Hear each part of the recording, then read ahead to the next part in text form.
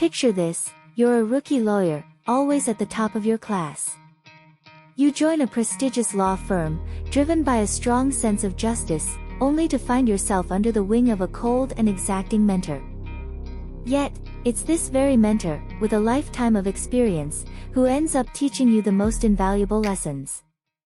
The story begins with our protagonist arriving late for a job interview at Yulim law firm.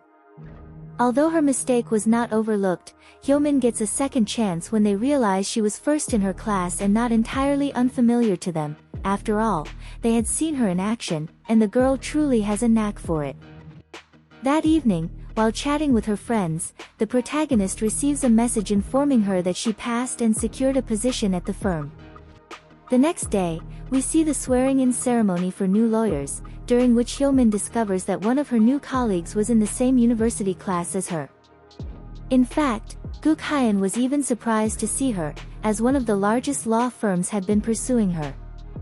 As for the team Hyomin chose, it surprised all the leaders. She chose litigation, where Suk-hoon is the head. Well, we can't say he's the most welcoming person, but our protagonist still wants to take on this challenge. In fact, Hyomin was the only candidate who joined this team by choice. The others were reassigned due to a lack of vacancies elsewhere. Although everyone on the team was happy to have the best candidate among them, Suk-hoon considered removing the protagonist from the group because, to him, punctuality is a sign of responsibility, something she failed to demonstrate during the interview. So, the assistant lawyer, who oversees the newcomers, takes Hyomin to apologize to Suk-hoon, who merely listened to her so she would quickly leave his office. What is litigation? I had to look it up to understand exactly, so here's the explanation for you. Litigation is a legal term describing a dispute between two parties, typically involving opposing rights, obligations, or interests. Litigation can occur in various areas of law, including civil, criminal, labor, tax, and others. It is essential in the legal system, providing a means for parties to resolve disputes and seek justice. Returning to the episode, the protagonist was surprised when her team's coach shared stories about Suk-hoon's early days as a rookie. The man always left exactly at the end of his workday, no matter how much work he had received that day. And Suk-hoon is so good at what he does that, while still young, his report became an example for his colleagues. Soon after, we learn about the hierarchy of the litigation team. Mr. Kim, whose name is part of the firm's name, is theoretically the face of the team.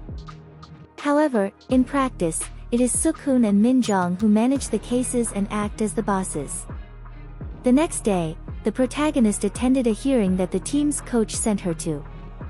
Although she was only there to observe, Hyomin noticed during the presentation that some calculations were incorrect, and it was strange how low the profit was for those public bathhouses. Thus, the protagonist conducted a field investigation.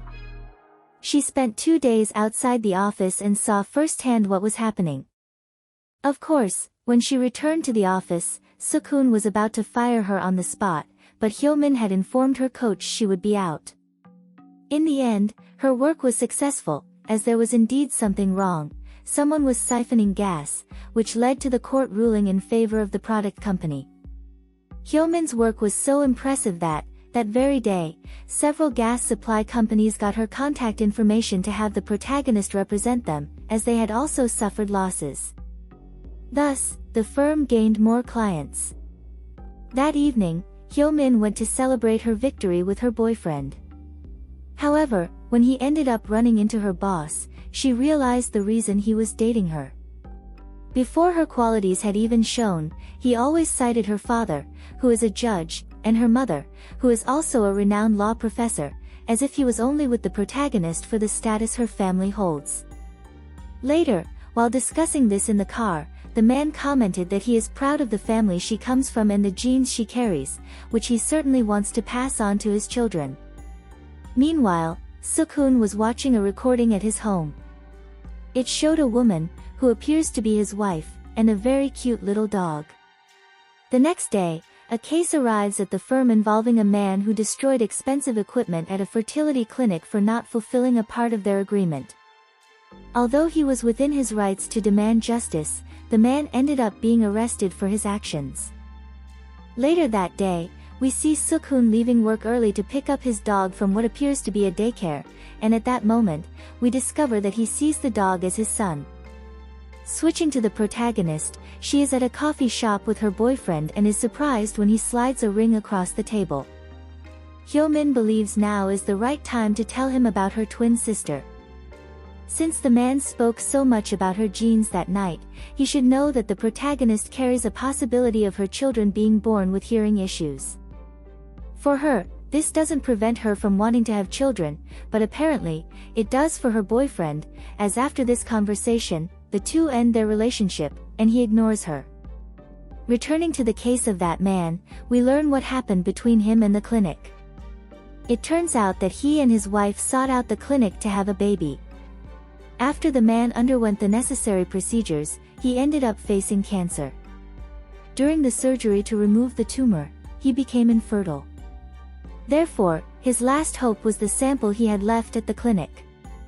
But when they visited the place right after his recovery, the couple discovered they had lost the essential material, something the man can no longer produce. This is where the neglect towards them began, as the doctor suggested he produce a new sample, which is impossible given the circumstances. Representing the clinic's side in court is the firm where the protagonist's ex-boyfriend works, so the two end up seeing each other in meetings. Suk-hoon knows his client has no chance of winning this case, so he will pressure the clinic to settle, but indirectly. Suk-hoon places a very high settlement offer on the table for the clinic to compensate the victim for the damage caused. As expected, they prefer to go to trial. So now, Suk-hoon tasks the protagonist with building a strong defense. Hyo-min excels at her job and, by making the opposing side think they could lose, ends up getting the clinic to accept a settlement. Of course, not for the amount initially stipulated, but the client will still receive a sum and can remain free. Despite the victory, Suk-hoon faces problems when he returns to the firm. As the head of his team, Suk-hoon does not tolerate employees who don't perform their tasks properly. So, after reprimanding a man who is privileged due to his family, Suk-hoon faces the fury of the son of one of the founders of Yulim. But he doesn't back down and stands his ground until the man retreats. Things aren't going well for the protagonist either. She ends up running into her ex-boyfriend on a date with another woman, and now Hyo-min is certain that he never truly cared for her. Going back to the past, when the protagonist was in her last year of high school, she was diagnosed with psychogenic dyslexia, which developed after her body was exposed to severe stress, likely the pressure to always be the best at everything. That said, Hyo-min repeated her senior year 3 times. However, because she had skipped 2 grades in elementary school for being a child prodigy, she ultimately graduated at the normal age for her peer group. Back in the present, the team's new case involves a truck driver who nearly caused an accident with a child, but the driver managed to stop in time. Even though the only damage was a major scare, the driver tested positive for drunkenness because his colleague had given him a special coffee, without his knowledge, leading to his arrest. The boy's mother screamed at the driver as if something had actually happened after seeing her son sitting on the ground, also desperate because he couldn't move his legs. The boy was taken to the hospital, where doctors confirmed there were no external injuries. However, something was causing his paralysis, and that question remained unanswered. The Yulim team visited a psychologist to better understand the case and concluded that the boy so strongly believes the accident happened, especially fueled by his mother's panic, that his body has actually convinced itself of it, resulting in his current state. While handling the case, Suk-hoon was also surprised when his supervisor, Sung Cheol, offered him the position of managing partner at the firm. After all, the latter's son constantly has it in for him, and although grateful for the offer, Suk-hoon declines, knowing the firm lacks a strong foundation to withstand a crisis.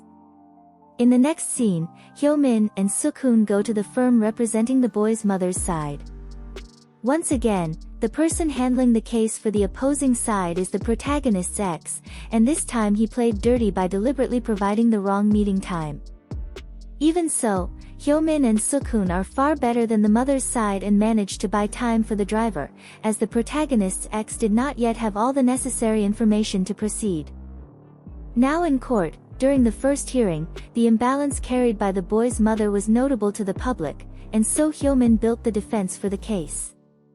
There is a chance the boy ended up in this state because of his connection with his mother. There are multiple records of the boy visiting the hospital, where it is confirmed that there is nothing wrong with him and that he is very healthy. Following this line of reasoning, the boy should have already started preschool. However, just as he was adapting, his mother pulled him out without any explanation. We can also take into account that the child is still breastfed to this day and that he believes everything his mother tells him, even if he knows it isn't right. That said, the defense managed to prove that the child is in this psychological state because of his mother's excessive overprotectiveness, and although the driver broke the law that day, the boy's condition is not his fault. In the evening, we go back to Sukun's past and witness the night he discovered he was going to be a father after finding a positive test indicating his wife was pregnant. However, it turns out the woman did not want him to find this test, and she had chosen not to carry the baby any longer, which deeply hurts Sukun and is perhaps the reason for the couple's breakup. What did you think of these episodes? I hope you enjoyed the summary. Leave your suggestions in the comments and subscribe. If you liked the video, like and share to support me. Until next time.